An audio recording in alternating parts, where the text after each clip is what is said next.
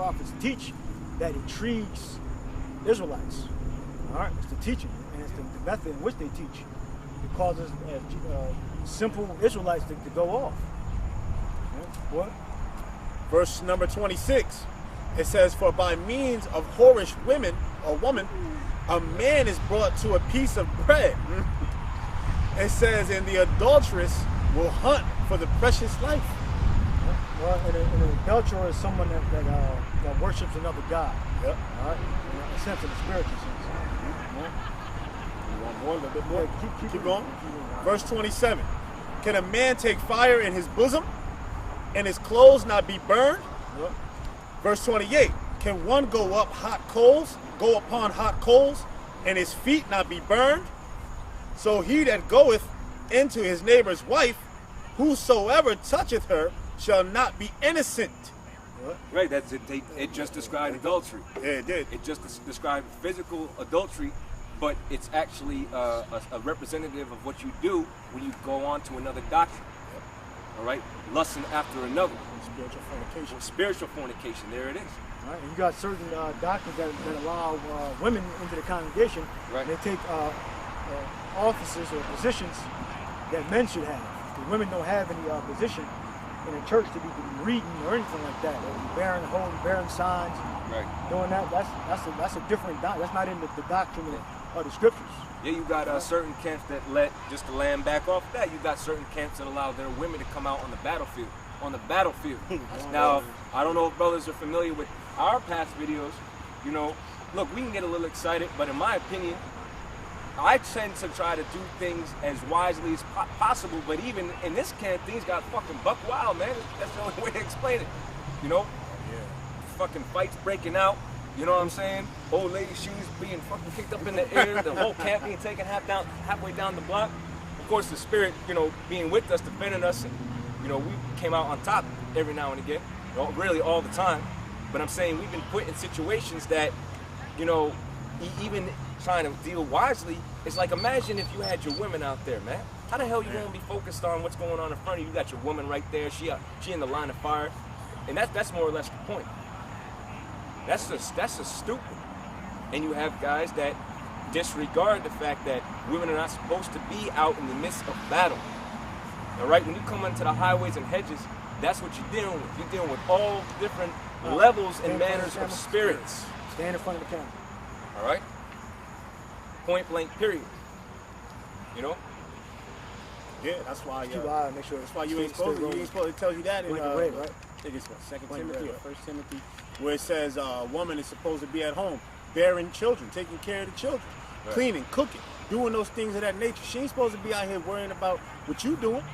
We out here teaching the word of Yahweh Shem Yahushua. Let her stay home. Yeah. She got nothing to do with this.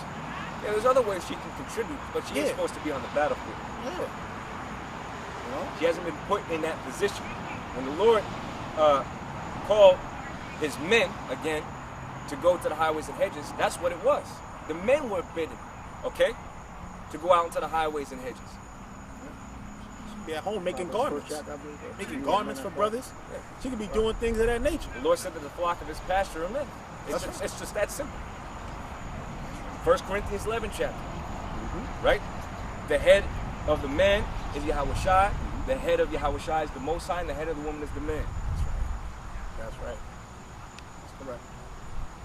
Yeah, well, Scripture say in Proverbs also, the first chapter, unto you are men are called. Oh, yeah.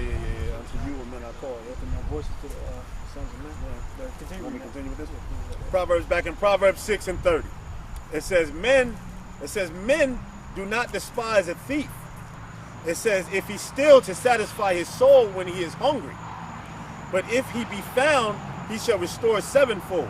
Right, and then you got certain, I say the Christian churches, they try to read the scriptures like it's a novel. You know, I heard this debate over Book of Revelation. They said, Book of Revelation happened in the beginning. And Satan got cast out of heaven. He was fighting the Most High. Right. He thought he was more wise than he thought he was more wise. He could rule the earth. He could rule man or rule better than the Most High could. And then he said, okay, let's switch it to the test and see if it happened. And then he fought, and then Satan got cast out. Jake still believed that shit. Jacob still believes that shit, man. That there was a war in heaven like 30,000 years ago or whatever, and Satan lost the fight and he was cast down to the earth. And then now he became a demon. All the angels that fell with them, all the demons now. Yeah. That's the same shit that they taught. They always taught. So, but Jacob still believed that shit, man. That Satan Lucifer thought he could rule better, you know?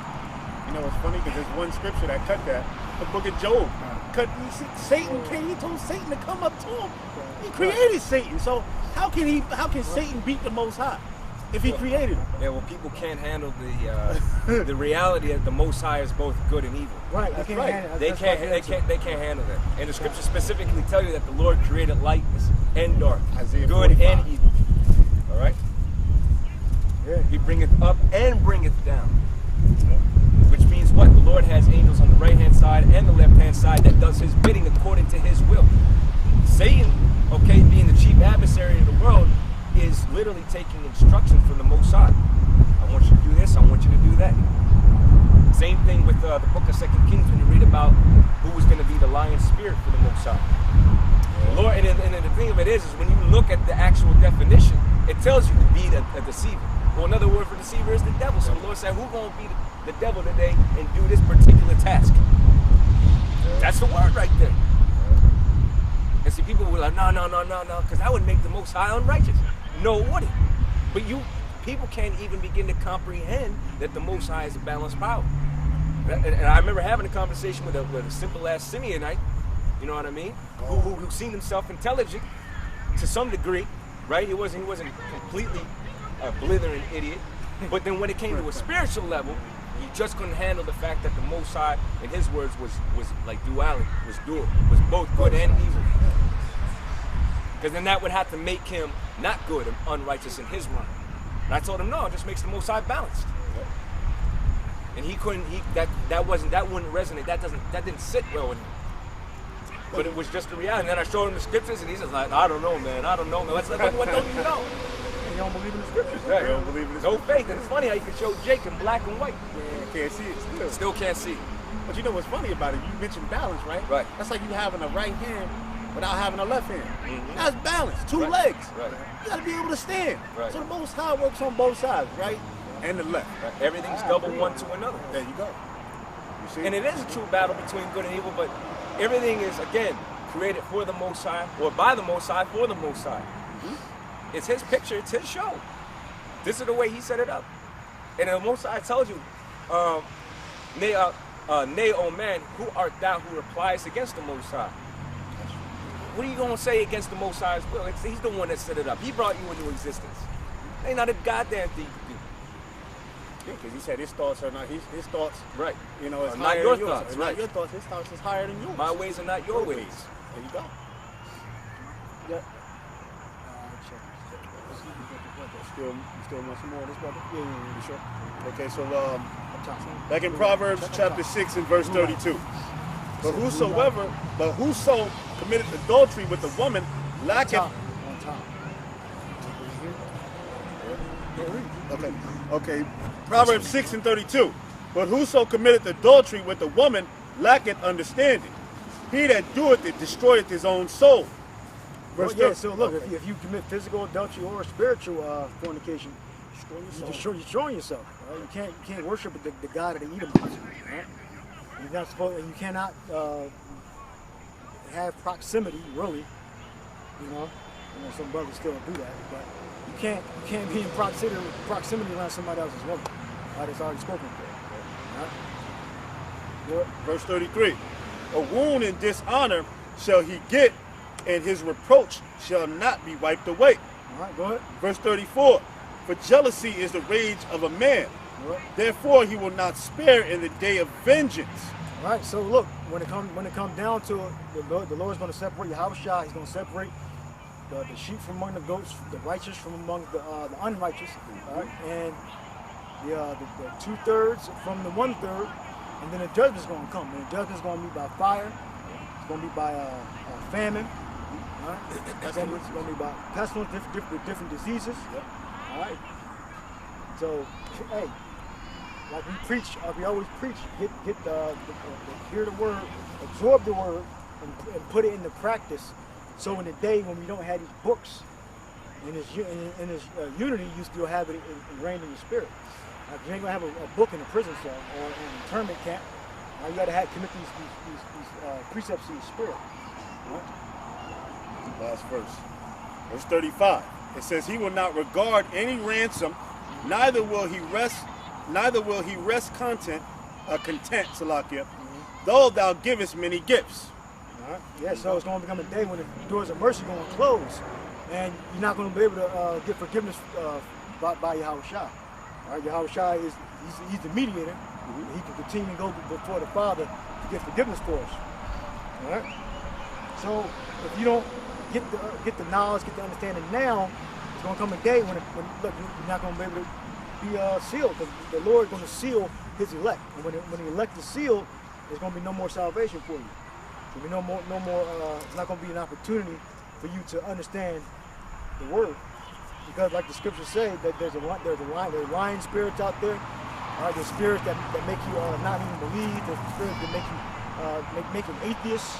All right, the spirits that make you go with other groups. All right. And it's going to come a day when you're going to find out who has the truth. Whether we got the truth or they got the truth. Because we all can't have the truth. Either women are supposed to be 50-50 in this thing, or women are allowed to hold signs and be out there in lawn chairs, or they're not. There's no middle ground. All right? Whether the chip is the R3 microchip is the mark of the beast or not. It can't be both. All right? One or the other. All right? That was the last verse? Yeah, that was the last verse. Okay. What else we get? Yeah, 55 with Isaiah, my thoughts. Oh, yeah, go ahead. It's book of Yeshaya, Isaiah chapter 55, verse 8. It says, "For my thoughts are not your thoughts, neither are your ways my ways, said the Lord Yahweh." Right, so you got a lot of Jake that are unbelievers, because they believe, they think that the Most High or the Lord, they probably think the same people, same entity, I should say. They probably think that, because they're separate. They think that the Lord is like a little kid, playing, put the magnifying glass on bugs, just playing around with the world, and they don't understand that the Lord, His thoughts are beyond our comprehension. We'll never be able to comprehend the thoughts of the Most High, or we got Yahweh, the mind of Hamashiach, but the mind of the Most High, we can't comprehend it. He gave Yahushua the order to create the whole universe. Huh? It's Psalms chapter 92 and 5. "O Yahweh, how great are thy works, and thy thoughts are very deep." Right, and thy thoughts are very deep. So the Lord, the Lord doesn't think like Yahushua and the Most High. They don't think like how we think. Right? We're in the flesh. Like Yahushua said himself, that the spirit indeed is willing, but the flesh is weak. We don't have the mindset in which we can think a thought and not go off. We don't have that thought yet. We don't get that the perfect thoughts in the vision, the perfect mind in the kingdom. Right now, we always have evil thoughts. So we have to pray for mercy, always. So that's all we have, is grace. Grace and faith. And our works, that's what we got. That's what we got to work with. All right. Ephesians, what you got something? Oh yeah, real quick, 2 Peter real quick. This is 2 Peter chapter 2 and verse 1. "But there were false prophets also among the people, even as there shall be false teachers among you, who privately shall bring in damnable heresies." Damnable heresies. Heresy means that somebody take up their own word when they have a doctrine and they separate from the authority. All right, and they have their own doctrine. All right, they have their own set of words. All right, so that's pretty much that's what these other camps are doing. And they probably say the same thing about us. So but again, you're gonna find out who got the truth. We believe we got the truth. All right, and they believe they got the truth. So it's gonna come a day where you're gonna find out. Read it again. I'll start from the top. Yeah. This is 2 Peter chapter 2 and verse 1. It says, "But there were false prophets also among the people, even as there shall be false teachers among you." Right, and if they breaking down the scriptures the wrong way, consistently, all right, not just a little bit, but it's like major prophecies they're breaking down, they false prophets. No matter if you like them or not. No matter if they speak good or make eloquent speakers, or they make good rap videos with a Hebrew twist to it. You know, they're still false prophets. Right? Who privately shall bring in damnable heresies. And those are damnable heresies. By saying that the R3 microchip is not the mark of the beast, that's a damnable doctrine. Right? Even denying the Lord that brought them, and bring upon themselves swift destruction. And you got certain groups that deny the Lord. Right? Saying the name is not Yahweh. Well, they say that, but some of them don't even touch the New Testament at all. Yeah, But then there's different levels to that. They go, they denying the name of Yahweh Shai. Say, okay, well, Yahweh Shai, you don't need to worship Yahweh Shai. That's mother madness. Right. You mean to tell me you don't need to worship a man who went and died for your sins, man? Right. He's the first spirit ever created, and that created the whole universe. Come on. So that's a power we're supposed to worship. Right. So come on, man. Guys are just bugged out of their mind, huh? Right. But again, it's good because the pride, you're going to see the difference. When the Lord raises up his elect, you're going to see the difference. It's going to be like light. How light excels darkness is the precept on that. It's good excels evil, how light excels darkness, roughly paraphrasing. You're going to see that. You're going to see the Lord's elect are raised up, and the false prophets that broke the scriptures down the wrong way, they're going to be put to shame. All right, some of them